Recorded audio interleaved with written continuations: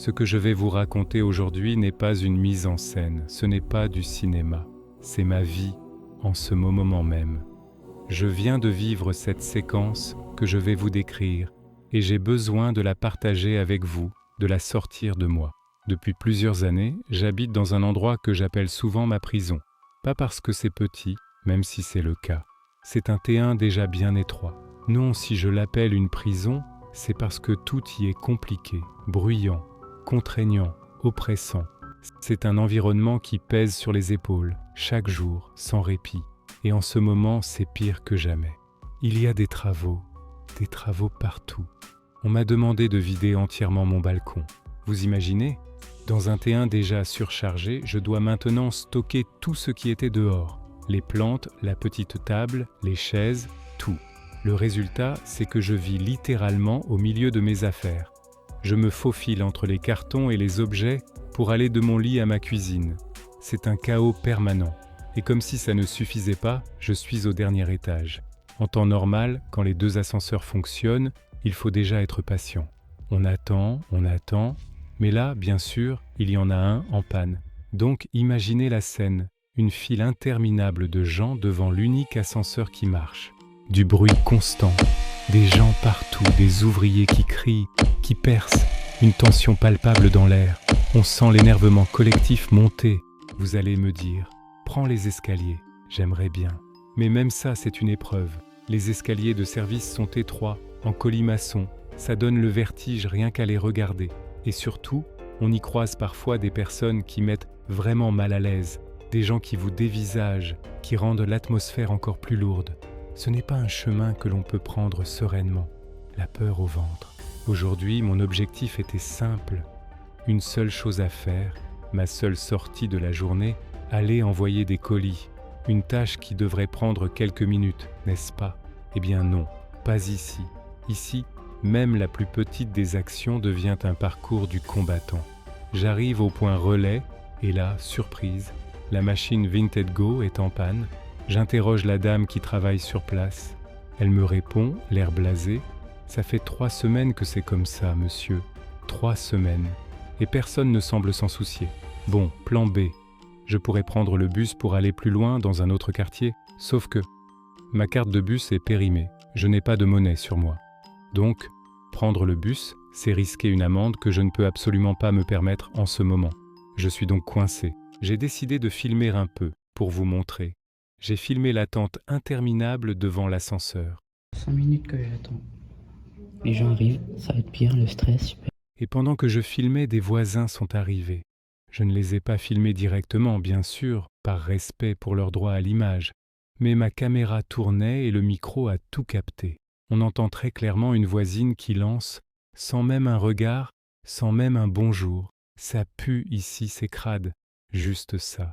Pas un mot humain, pas une once de convivialité, juste du mépris craché à la volée. Et cette femme, ce n'est pas une inconnue, je la reconnais. C'est la même qui, il y a plusieurs mois, m'avait menacé violemment à propos de mon lapin. Mon lapin qui vivait sur mon balcon depuis 2 ans, dans un enclos sécurisé, protégé, sans jamais avoir causé le moindre problème à qui que ce soit. Elle était venue tambouriner à ma porte, hurlant que ça allait mal se finir.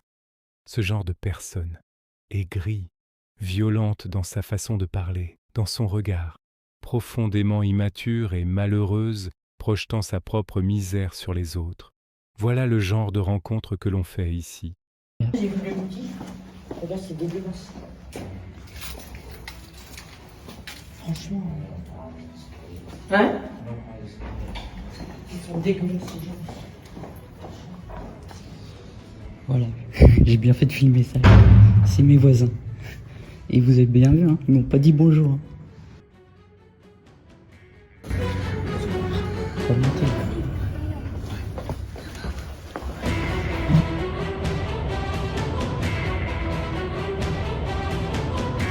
J'ai filmé les échafaudages qui emprisonnent le bâtiment et masquent le peu de lumière qui nous reste.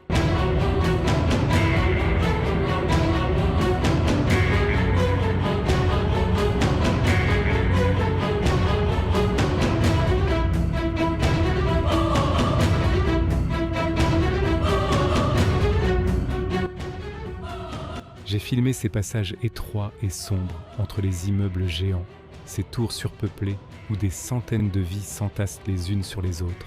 L'atmosphère y est suffocante. Alors je suis rentré. Je suis remonté dans ma cage, avec mes colis toujours sous le bras, n'ayant pu en envoyer aucun.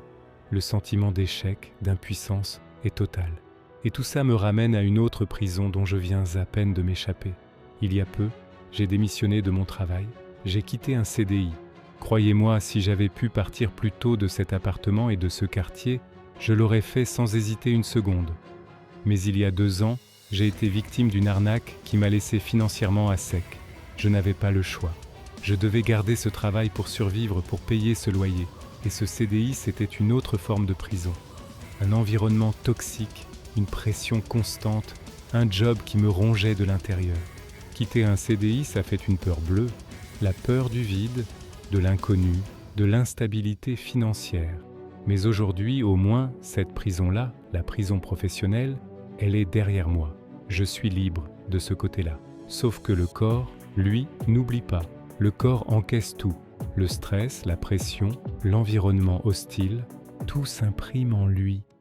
Et quand le niveau de stress devient trop élevé, mon corps a une façon bien à lui de tirer la sonnette d'alarme.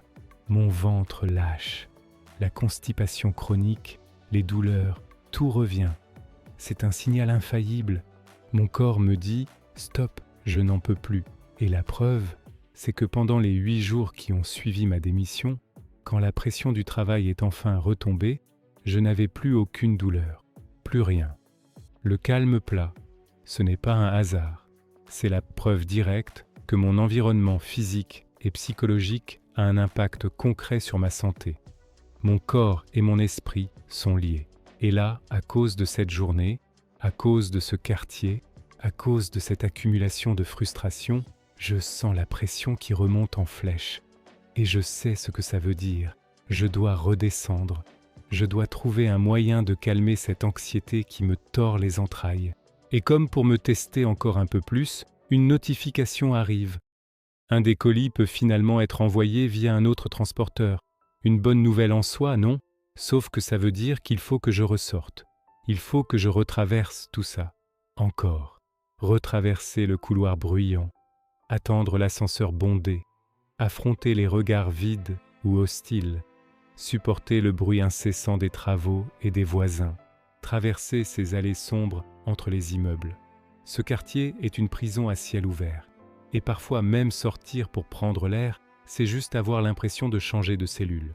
On passe de sa petite cellule personnelle à une cour de prison un peu plus grande, mais les murs, même invisibles, sont toujours là. Merci de m'avoir écouté jusqu'au bout.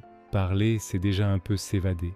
Si mon histoire résonne en vous, n'hésitez pas à la partager et à vous abonner pour suivre la suite.